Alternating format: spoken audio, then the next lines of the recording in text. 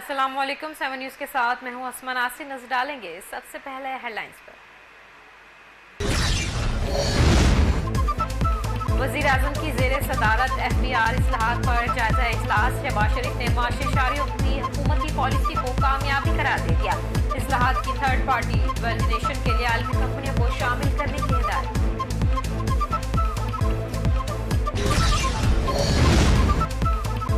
कैदी नंबर 804 का बयानिया फेल हो चुका। PTI वाले पहले भी रोते थे, अब भी रो रहे हैं। वज़ीर इत्तलात पंजाब अज़मा बुखारी के लफ्ज़ी वार कहा, मजीद के इलेक्शन में मुस्लिम लीग नून को वाज़ेह बरतरी हुई है।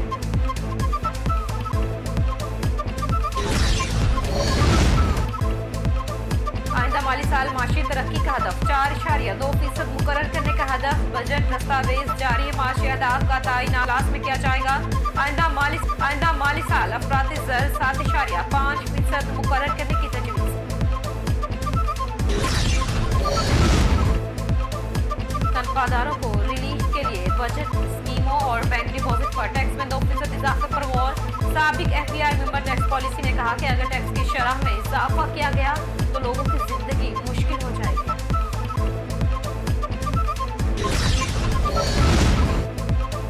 £190 मिलियन केस ने खुसूसी प्रोसिक्यूशन टीम को तश्कील दे दी। टीम बानी PTI और बुशरा बीबी की सजा के खिलाफ अपीलों और सजा मुअत्तली की दरख्वास्तों की समाअत के दौरान अदालत की मुआवनत करेगी।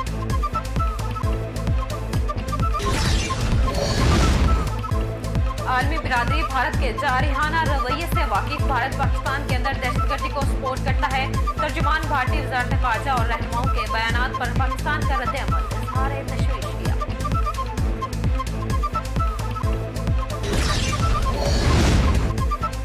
हुकूमत पाकिस्तान का आला सफारती वफ़द बिलावल भुट्टो की क़यादत में न्यूयॉर्क में मौजूद पाकिस्तानी वफ़द हालिया पाक भारत कशीदगी पर पाकिस्तान का मौक़िफ़ पेश करेगा। वफ़द आज यूक्रेन सेक्रेटरी एंटोनियो गुतेरेस से भी मुलाकात करेगा।